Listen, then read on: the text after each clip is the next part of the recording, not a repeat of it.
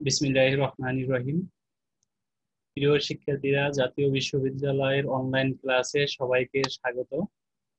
আমি মোহাম্মদ আব্দুর রহমান, প্রভাষক, ইসলামের ইতিহাস ও সংস্কৃতি বিভাগ, পটুয়াখালী সরকারি কলেজ, পটুয়াখালী।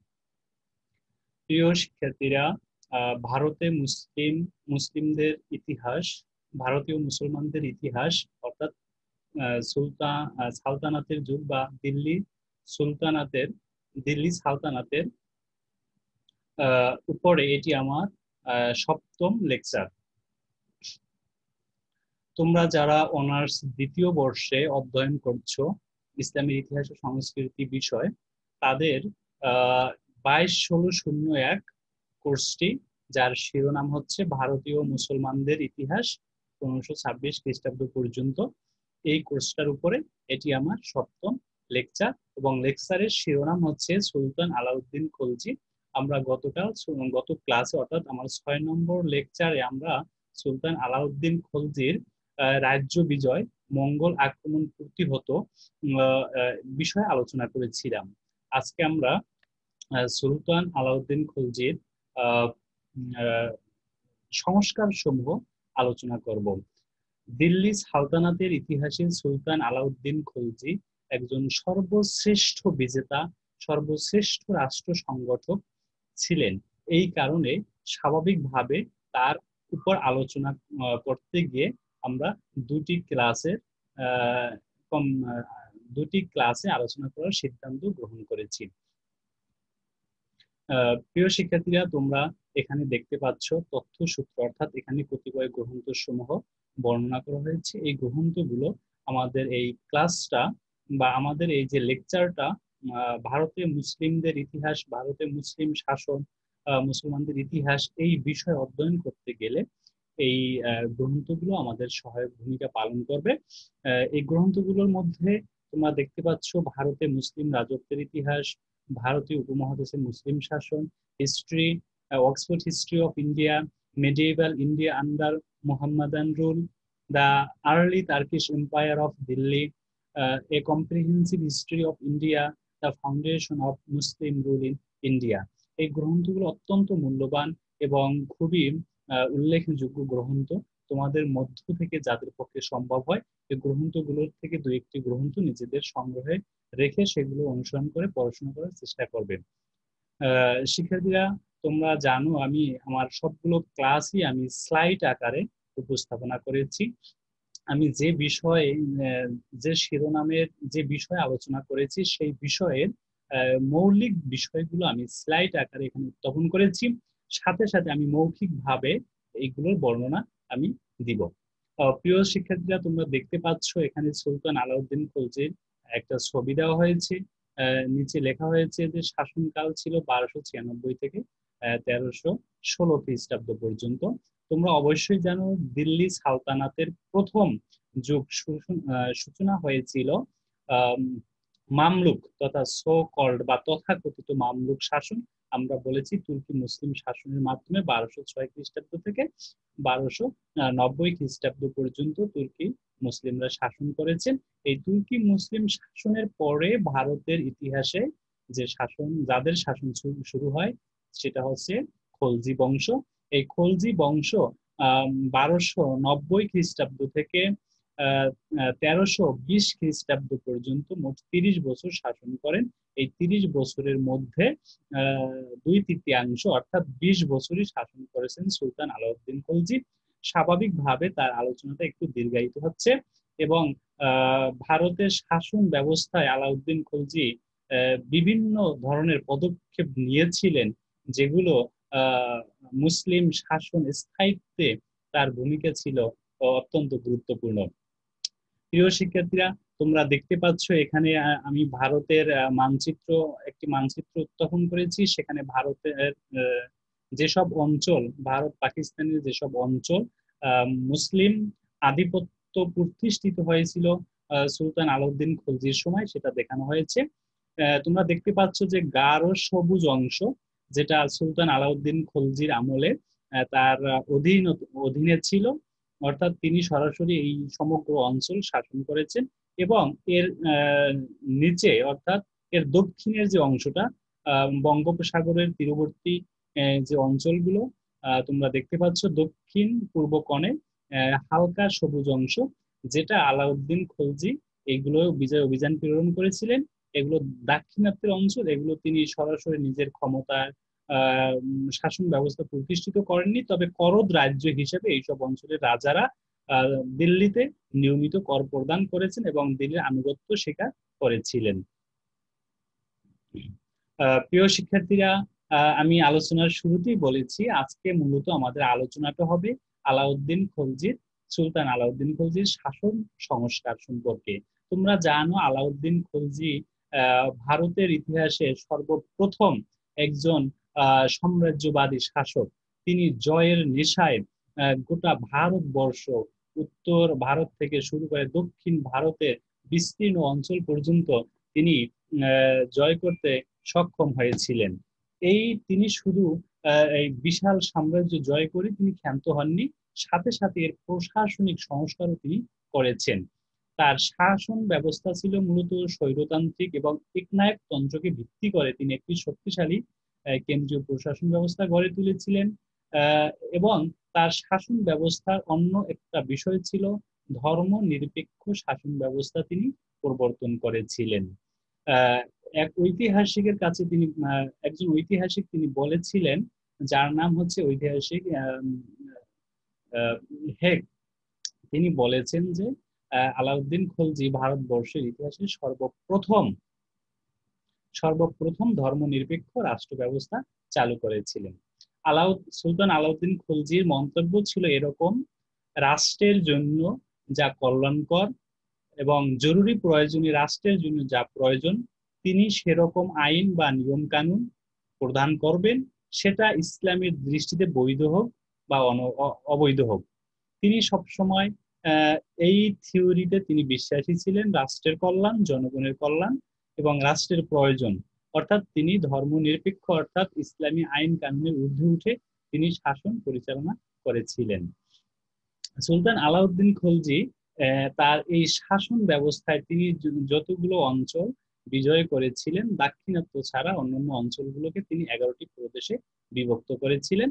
তার শাসন ব্যবস্থার কেন্দ্রীয় প্রশাসন ব্যবস্থা যদি আমরা দেখি, সেখানে আমরা দেখতে পাচ্ছি যে এখানে তিনি কেন্দ্রীয় শাসন ব্যবস্থার প্রধানে ছিল সুলতান এবং সুলতানের পরে ছিল উজির। এই সুলতান আলাউদ্দিন খলজি কেন্দ্রীয় শাসন ব্যবস্থার প্রধানে ছিলেন।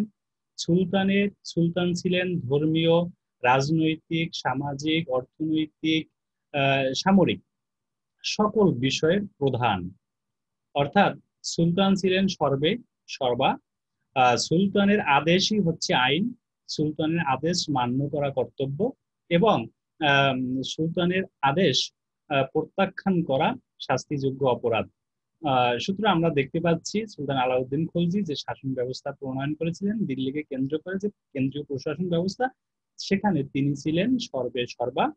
এই সুলতানের পরবর্তী স্তরে রাষ্ট্র ক্ষমতায় যিনি ছিলেন তিনি হচ্ছেন উজির। সুলতানের পরে দ্বিতীয় সর্বোচ্চ ব্যক্তি উজির। সুলতানের আদেশ নির্দেশ, সুলতানের সহযোগী হিসাবে সুলতানের আদেশ নির্দেশ, তার গৃহীত পদক্ষেপ সমূহ এবং রাষ্ট্র পরিচালনার বিভিন্ন নীতি সমূহ তিনি বাস্তবায়ন করতেন এবং সুলতানের পরামর্শে সেগুলো তিনি গ্রহণ করতেন। সুলতানের পরবর্তী স্তরে যে কর্মকর্তা ছিল তাকে আমরা দেখতে পাচ্ছি দেওয়ানি আশরাফ, এবং তার সহযোগী ছিল দেওয়ানি মুস্তাফি, অর্থাৎ হিসাব ও রাজস্ব বিভাগের সর্বোচ্চ কর্মকর্তা ছিলেন দেওয়ানি আশরাফ ও তার সহকারী ছিল দেওয়ানি মুস্তাফি। রাষ্ট্রের রাজস্ব, আয়ের বিভিন্ন উৎস এবং ব্যয়ের খাত, হিসাব নিকাশ সম্পূর্ণ দায়িত্বে যে ব্যক্তির উপর ন্যস্ত করা হয়েছিল তিনি হচ্ছে দেওয়ানি আশরাফ বা দেওয়ানি আশরাফের উপর। সুতরাং আমরা যে বিষয়টা বলতে পারি সেটা হচ্ছে আলাউদ্দিন খলজি যে সকল কেন্দ্রীয় প্রশাসন ব্যবস্থা প্রণয়ন করেছেন, একটি শক্তিশালী কেন্দ্রীয় প্রশাসন ব্যবস্থা, এই যে বিভিন্ন শ্রেণীর কর্মকর্তাদের নিয়োগ, বিভিন্ন দায়িত্ব প্রদান, বিভিন্ন রাষ্ট্রের বিভিন্ন কার্যগুলিকে আলাদা আলাদাকরণ, বিভক্তিকরণ, এইসব বিষয়গুলো আমরা পূর্ববর্তী সুলতানদের সময় তেমনটা পরিলক্ষিত হয়নি। এই এই সুতরাং বলা যায় যে যে সমস্ত তিনি পদক্ষেপ গ্রহণ করেছিলেন, তিনি চিন্তা চেতনায় উদ্বুদ্ধ হয়ে তার নিজস্ব ধ্যান ধারণায় তিনি এই সকল পদ সৃষ্টি করে রাষ্ট্রের ক্ষমতাকে বিভাজিত করেছেন, রাষ্ট্রের বিভিন্ন কার্যাবলীকে বিভাজিত করেছেন, কিন্তু ক্ষমতার কেন্দ্রবিন্দু ছিল সুলতান। এই দেওয়ানি আশরাফের পরে যে বিভাগ ছিল সেটা হচ্ছে আরজি মামালিকাত নামে একটা বিভাগ ছিল। সামরিক বাহিনীর সর্বোচ্চ কর্মকর্তা তিনি। সামরিক বিভাগের সম্পূর্ণ বিষয় তিনি দেখভাল করতেন। সৈন্যদের বেতন ভাতা প্রদান, নির্দিষ্ট সময় তাদের পদোন্নতি, পুরস্কার ইত্যাদি বিষয় ইত্যাদি বিষয় আহ আরজি মামালিকাত তিনি দেখাশোনা করতেন এবং সুলতানকে নিয়মিত তথ্য প্রদান করতেন। তারপরে আমরা দেখতে পাচ্ছি আমিরে কোহি কৃষি বিভাগের দায়িত্বপ্রাপ্ত।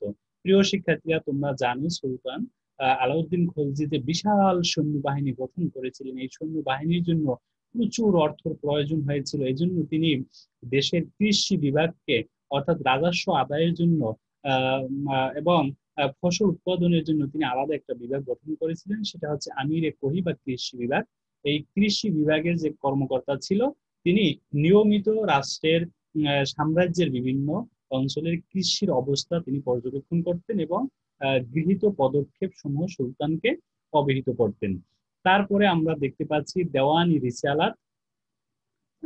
দেওয়ানি রিসালাত এটা হচ্ছে যে সুলতান আলাউদ্দিন খলজি আহ, আহ, রাজ্যের ভিতর দ্রব্য মূল্যকে নিয়ন্ত্রণ করার জন্য তিনি যে ব্যবস্থা গ্রহণ করেছিলেন সেটা তদারকি করার জন্য যে কর্মকর্তা নিয়োগ করেছিলেন তিনি, তার নাম, তার পদবি ছিল দেওয়ানি রিসালাত। তারপর সিংহাসনের বা দরবারের একজন তত্ত্বাবধায়ক থাকতো এবং রাজধানীর দিল্লির কেন্দ্রীয় মসজিদের যে ইমামতি করতেন তাকে বলা হচ্ছে খতিব। তিনি খতিব নিয়োগ করেছিলেন এবং রাজধানীর প্রধান বিচারক বা হাকিম নিয়োগ করেছিলেন। এবং সর্বশেষ আমরা যেটা দেখি আখুর বেগ বা আস্তাবলের প্রধান সুলতান আলাউদ্দিন খলজি তার এই যে সাম্রাজ্যবাদী নীতি, তিনি বিভিন্ন অঞ্চল বিজয় করতে যে তার প্রচুর হস্তি বাহিনী ছিল, প্রায় 4,75,000 সৈন্যের একটা বিশাল হস্তি বাহিনী গঠন করেছিলেন। এই হস্তিদের আস্তাবল মানে ঘোড়া, অশ্ব বাহিনী তিনি গঠন করেছিলেন এবং হস্তি বাহিনী গঠন করেছিলেন। এর দেখাশোনার দায়িত্বে ছিলেন আখুর বেগ।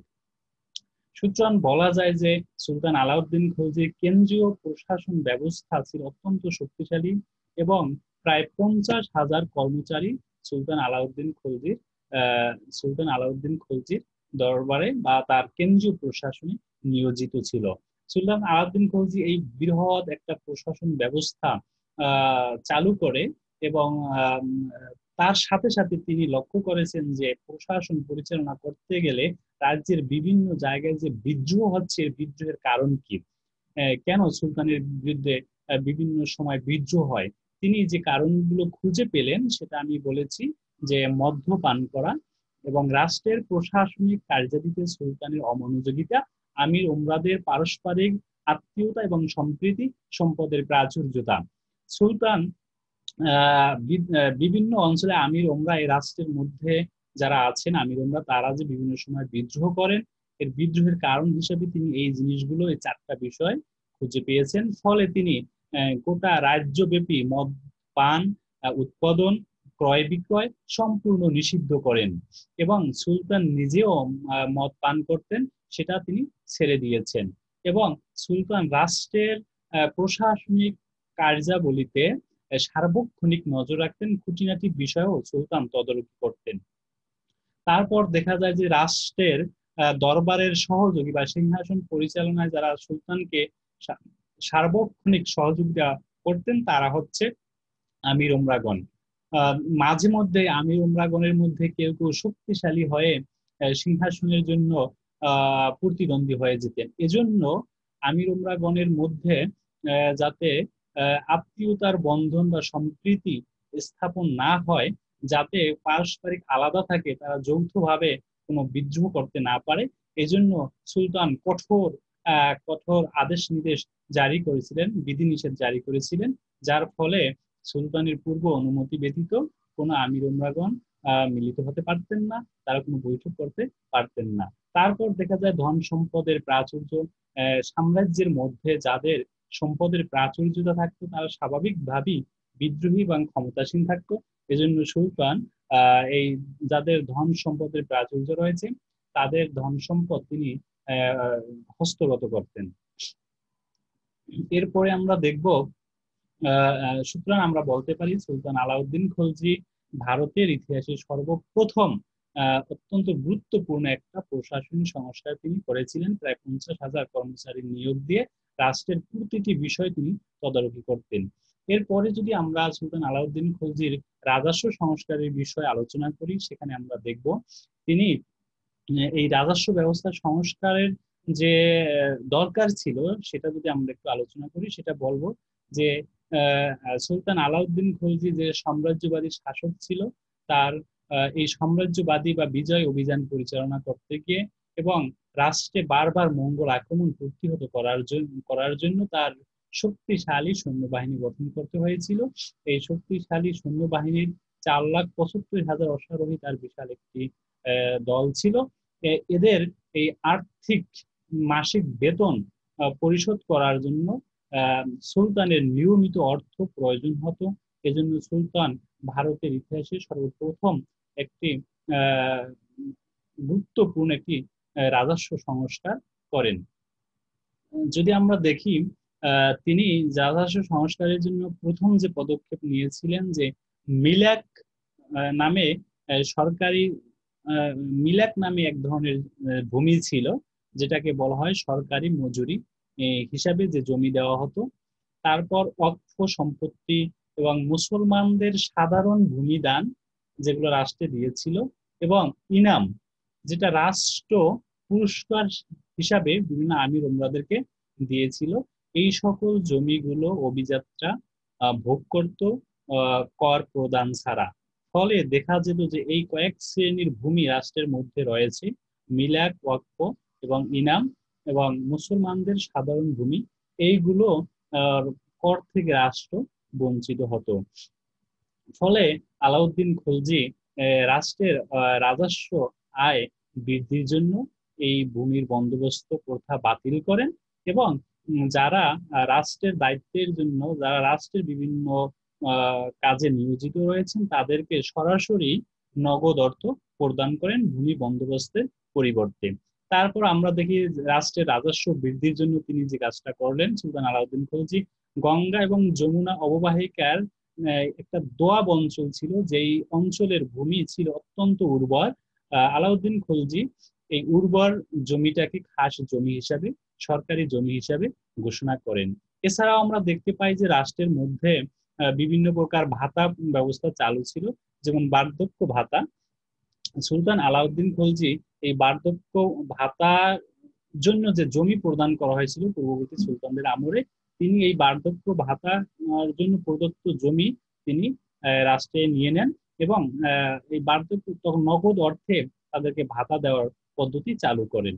এছাড়াও আমরা দেখি রাষ্ট্রে খুদ, মোকাদ্দম এবং চৌধুরী নামে হিন্দু প্রতিনিধিগণ সাধারণ কৃষকদের নিকট থেকে বিভিন্ন ধরনের অর্থ আদায় করত।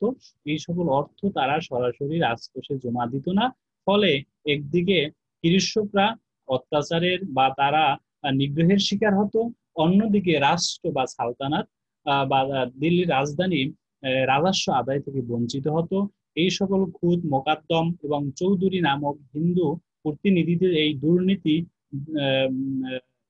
দুর্নীতি বন্ধ করে তিনি তাদের যে শুল্ক আদায়ের যে পদ্ধতি ছিল এটা তিনি তাদেরকে বন্ধ করে দেন। তারা তাদের শুল্ক আদায়ের নিষেধ করেন, এবং ফলে সাধারণ কৃষকরা হিন্দুদের কাছ থেকে মুক্তি পায় এবং তারা রাজস্ব সরাসরি রাষ্ট্রকোষে জমা দান করেন।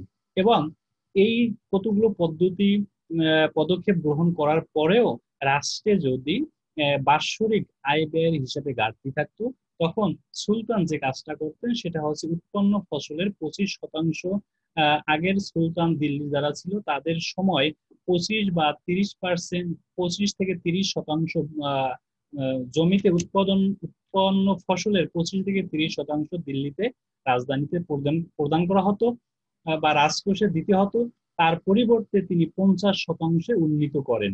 অর্থাৎ তিনি যে পদক্ষেপগুলো উপরে নিয়েছেন, এই পদক্ষেপগুলোর পরেও যদি রাজকোষে রাজস্ব ঘাটতি থাকতো, তাহলে সাম্রাজ্যের ভিতর যে সকল উৎপাদনযোগ্য জমি আছে এবং সেখানে যে শস্য উৎপাদন হতো, তার 50% পর্যন্ত শস্য রাজকোষে জমা দিতে হতো।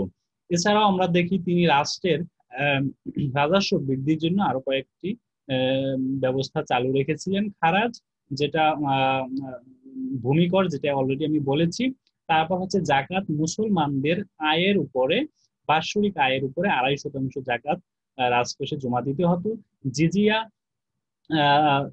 যারা অমুসলিমদের কর, যারা প্রাপ্ত বয়স্ক, সম্পদশালী প্রাপ্ত বয়স্ক যুদ্ধক্ষম ব্যক্তি মুসলিম রাষ্ট্রে যারা বসবাস করত, সালতানাতের মধ্যে যারা বসবাস করতো, তাদের জান মালের নিরাপত্তা স্বরূপ তারা একটা কর প্রদান করতেন, সেটা হচ্ছে জিজিয়া কর।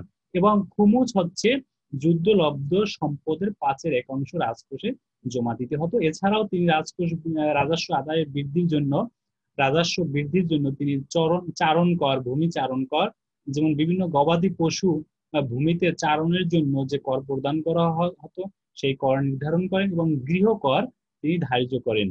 এভাবে সুলতান আলাউদ্দিন খলজি একটি অন্যতম, ভারতের ইতিহাসে সর্বপ্রথম একটি উল্লেখযোগ্য এবং গুরুত্বপূর্ণ রাজস্ব ব্যবস্থা সংস্কার করেন।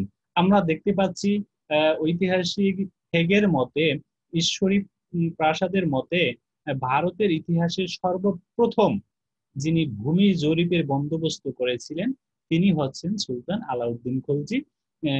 এই ভূমি জরিপেরও ব্যবস্থা করেছিলেন। এরপরে আমরা দেখব সুলতান আলাউদ্দিন খলজির সামরিক সংস্কার। আমি আগেই বলেছি যে সুলতান আলাউদ্দিন খলজি বিশাল একটি সৈন্যবাহিনী গঠন করেছিলেন। এই সৈন্যবাহিনীর যে প্রধান ছিল আরজি মামালিকা বা সমর মন্ত্রী নামে একটি পদ সৃষ্টি করেছিলেন। এবং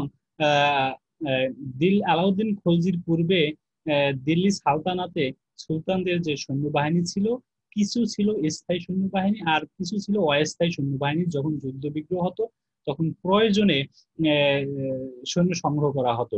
কিন্তু সুলতান আলাউদ্দিন খলজি তিনি স্থায়ী একটি সৈন্যবাহিনী গঠন করেন এবং সেনাবাহিনীর মধ্যে সুশৃঙ্খলতা বজায় রাখার জন্য সেনাবাহিনীকে তিনি কয়েকটি ভাগে ভাগ করেন। তার মধ্যে যে কয়েকটি ভাগে ভাগ করেছেন, তার মধ্যে আমরা দেখতে পাচ্ছি জামদার।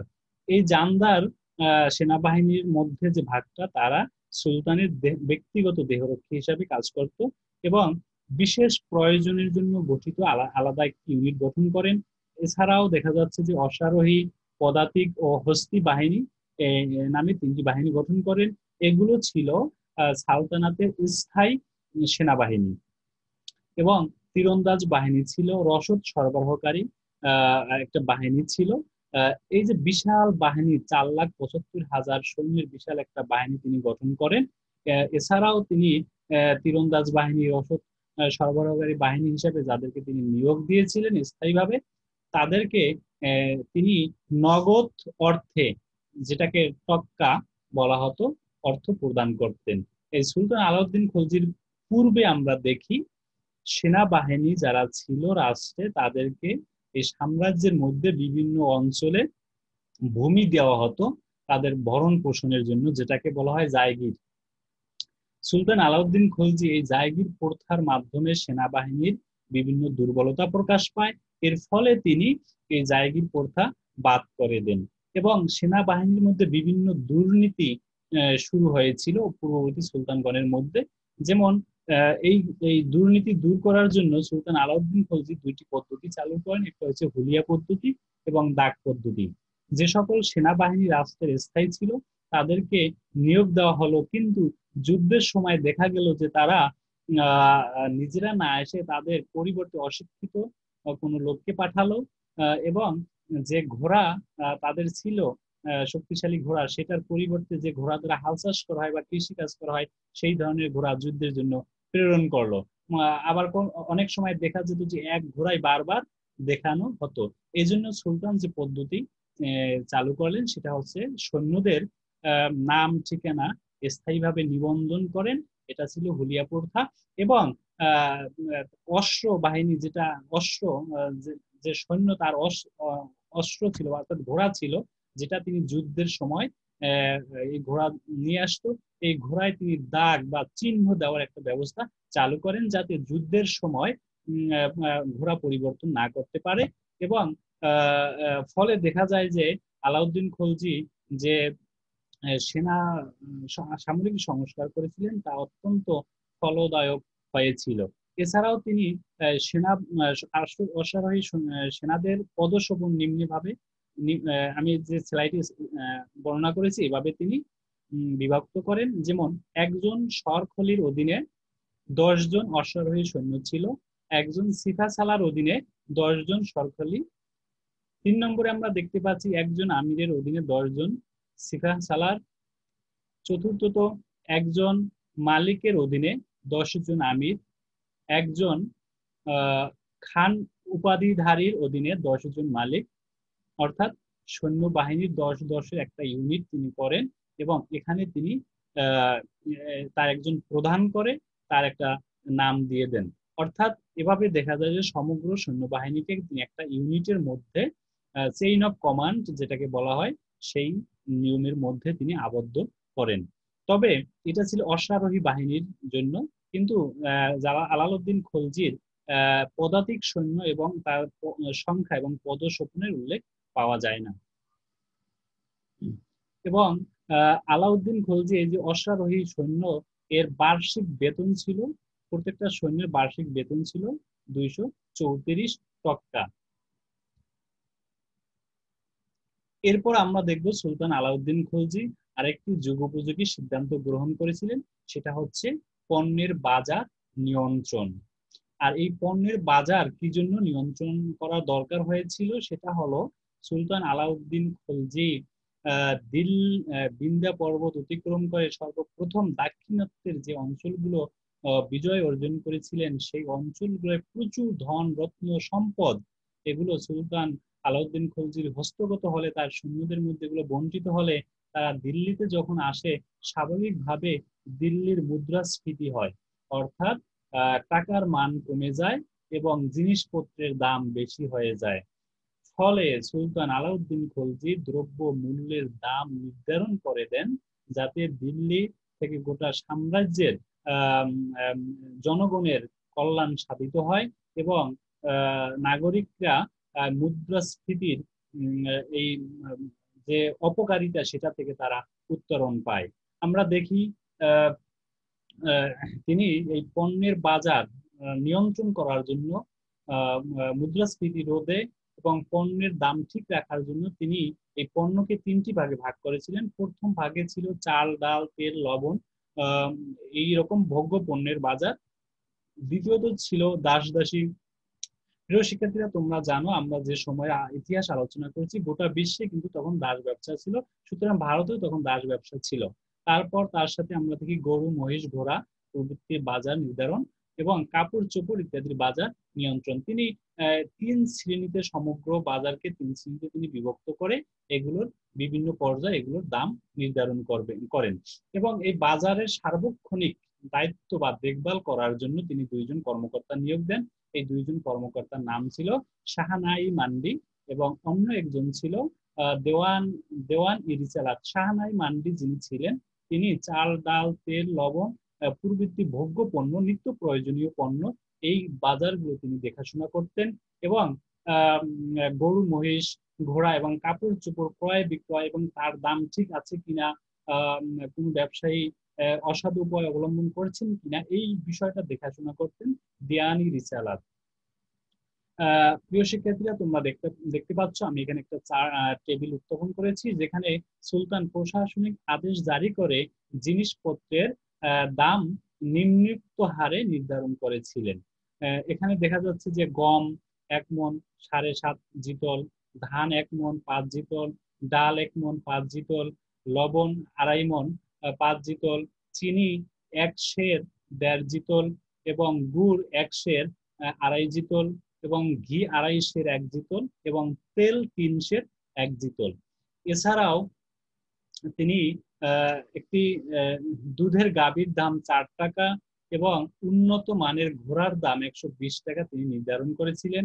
এখানে একটু বিষয় বর্ণনা করা প্রয়োজন যে জিতল জিনিসটা কি। জিতল মূলত তাম্র মুদ্রাকে জিতল বলা হয়। আর এক জিতল সমান 1 আনা বা 6 পয়সা। 6 পয়সা। এবং এই 48 জিতলে 1 টক্কা। আমরা যেটাকে টাকা বলি, হয়তো পূর্বে ওই টক্কা থেকেই বর্তমানে এই টাকা শব্দ এসেছে। তো তখন সময় টক্কা বলা হতো। মূল্য নিয়ন্ত্রণ পদ্ধতি কার্যকর করার জন্য সুলতান অনেকগুলো ব্যবস্থা চালু করেছিলেন। তিনি শুধু বাজারে দ্রব্যের দাম নির্ধারণ করে বসে থাকেননি। এই দাম এবং দিল্লি সালতানাত কর্তৃক, সুলতান কর্তৃক যে ফরমান জারি করা হয়েছিল সেগুলো সঠিকভাবে বাস্তবায়ন হচ্ছে কিনা সেগুলো তদারকির জন্য তিনি যে সকল বিষয়গুলো প্রণয়ন করেন সেটা হচ্ছে সরবরাহ ব্যবস্থা সুনিশ্চিতকরণ, কালোবাজারি নিয়ন্ত্রণ, মজুতদারি প্রথা বিলোপ। একজন কৃষক, রাষ্ট্রের কৃষক তার উৎপাদিত ফসলের 10 মণের বেশি তিনি কখনোই মজুত রাখতে পারতেন না এবং 10 মণের অতিরিক্ত যেটা তিনি উৎপাদন করতেন সেটা তৎকালীন বাজার মূল্য অনুযায়ী বিক্রি করে দিতে হতো। সুতরাং মজুতদারি প্রথা তিনি বন্ধ করেন, যাতে বাজারে স্বাভাবিক মালামালের সরবরাহ থাকে এবং কৃত্রিম সংকটের কারণে দ্রব্যের দাম যাতে বৃদ্ধি না পায়। তারপর আমরা দেখি তিনি সরকারি গুদাম, রাজ্যের বিভিন্ন অঞ্চলে সরকারি গুদাম তিনি নির্মাণ করেন, যেখানে কৃষকদের কাছ থেকে বিভিন্ন ধরনের শস্য এবং ভোগ্যপণ্য সহ বিভিন্ন জিনিস ক্রয় করে সরকারি গুদামগুলোতে সংরক্ষণ করা হতো এবং প্রয়োজনে যখন বাজারে সংকট সৃষ্টি হতো এখান থেকে সাপ্লাই বা সরবরাহ দেওয়া হতো। শস্য সংগ্রহ, রাজ্যের বিভিন্ন প্রান্তে সুলতান আলাউদ্দিন খলজি কৃষকদের কাছ থেকে শস্য সংগ্রহের জন্য একদল কর্মচারী নিয়োগ করেন, যাতে করে কৃষকরা ন্যায্য মূল্য পায় এবং এই হিসাব এবং দিল্লির নাগরিকরাও পর্যাপ্ত পরিমাণে তাদের প্রয়োজন অনুযায়ী পণ্য সরবরাহ এবং বাজার সরবরাহ নিশ্চিত থাকে। এর মাধ্যম হিসেবে কাজ করেছিল সরকারি কর্মকর্তারা। তারা কৃষকদের কাছ থেকে বাজার নির্ধারিত মূল্যে শস্য সংগ্রহ করতেন। এরপর বিভিন্ন দূর দূরান্তের পণ্য পরিবহনের জন্য সুলতান আলাউদ্দিন খলজি এই দূর দূরান্তে যে সকল ব্যবসায়ী ছিল তাদের নাম তালিকাভুক্ত করে তাদেরকে পণ্য পরিবহনের সুবিধা প্রদান করতেন। এরপর আমরা দেখি তিনি শিল্প খাতে ঋণ দিয়েছিলেন। তৎকালীন সময় কাপড় উৎপাদনের জন্য, মিহি কাপড় উৎপাদনের জন্য সুলতান আলাউদ্দিন খলজি অগ্রিম অর্থ প্রদান করতেন, যার ফলে তাঁতিরা বা যারা কাপড় উৎপাদন করত তারা কম খরচে কাপড় উৎপাদন করে বাজারে সরবরাহ করতে পারত। তারপর আমরা দেখি তিনি এই সকল ব্যবস্থা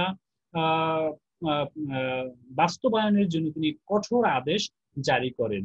এরপর আমরা দেখি রেশনিং প্রথা, বিভিন্ন প্রাকৃতিক দুর্যোগে যাতে কৃত্রিম সংকট সৃষ্টি না হয় এজন্য সুলতান আলাউদ্দিন খলজি রেশনিং প্রথা চালু করেন।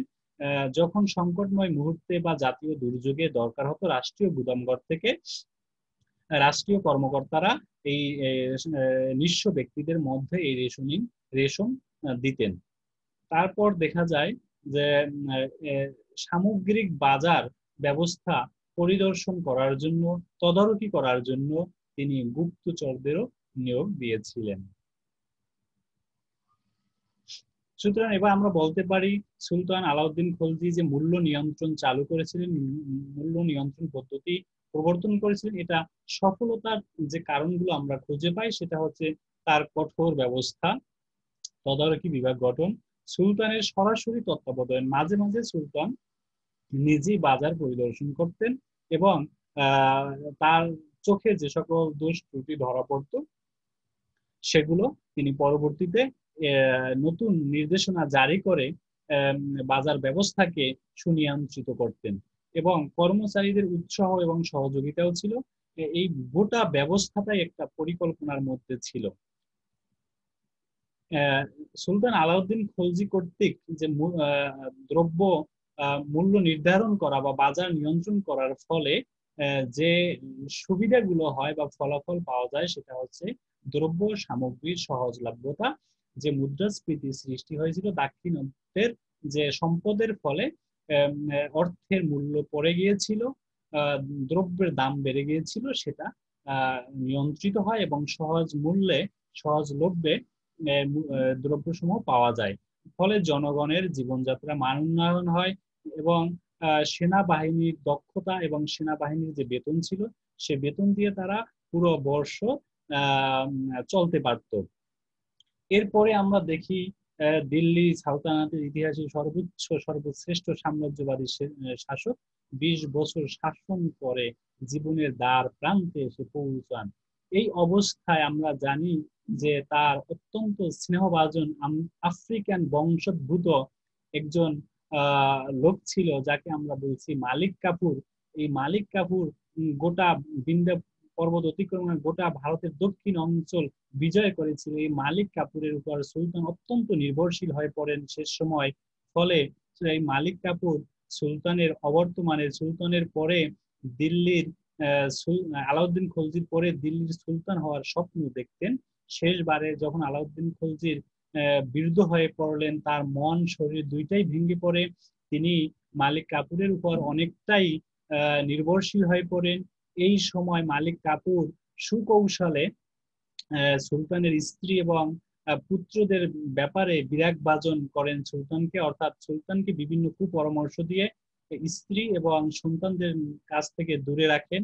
এবং দেখা যাচ্ছে যে মালিক কাফুর গুজরাটের সুবেদার ছিল আলপ খাঁ, তাকে মালিক কাফুর দিল্লির পরবর্তী সুলতান হওয়ার ক্ষেত্রে তার সম্ভাব্যতা বুঝতে পেরেছিলেন। ফলে তাকে হত্যা করার জন্য ফরমানে স্বাক্ষর সুলতানের কাছ থেকে আদায় করেন এবং সুলতান আলাউদ্দিন খিলজির পুত্র যুবরাজ খিজির খাঁকে গোয়ালিয়র দুর্গে আবদ্ধ করে রাখেন। এই মালিক কাফুর সুলতানকে বিভিন্ন বিষয়ে তার সম্পর্কে যুবরাজ খিজির খান সম্পর্কে বিভিন্ন ধরনের কুপরামর্শ দিয়ে তার সম্পর্কে বিভিন্ন মিথ্যা তথ্য দিয়ে সুলতানের কান ভারী করে। ফলে দেখা যাচ্ছে যে সুলতান যখন বৃদ্ধ অবস্থায় যায়, বৃদ্ধ অবস্থায় উপনীত হয়, তখন তিনি স্ত্রী এবং সন্তানদের থেকে একেবারে বলতে গেলে দূরেই ছিলেন। কেউ কোনো কোনো ঐতিহাসিক বলেছেন যে সুলতানের এই একাকিত্বতার মূল কারণ ছিল তিনি যেহেতু তার শ্বশুরকে হত্যা করে দিল্লির সালতানাতে সমাসীন হয়েছিলেন, তার শাস্তি স্বরূপ তার শেষ জীবনেও দেখা যায় যে তাকে একাকিত্ব বোধ করতে হয়েছে, একাকী জীবন পরিচালনা করতে হয়েছে।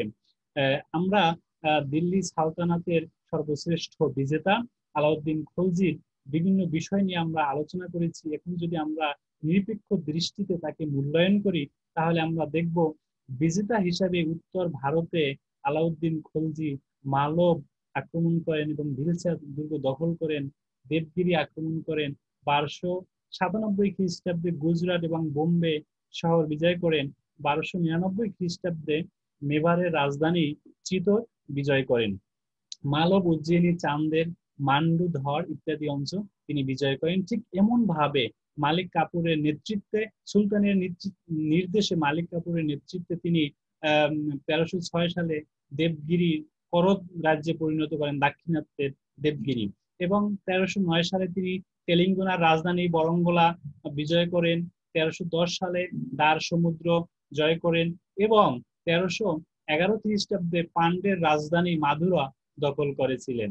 শাসক হিসাবে আলাউদ্দিন খলজি কৃতিত্ব যদি আমরা বলি, তিনি ন্যায় বিচারক ছিলেন এবং গোটা ভারতবর্ষের রাজনৈতিক একটা ঐক্য তিনি প্রতিষ্ঠা করতে পেরেছিলেন।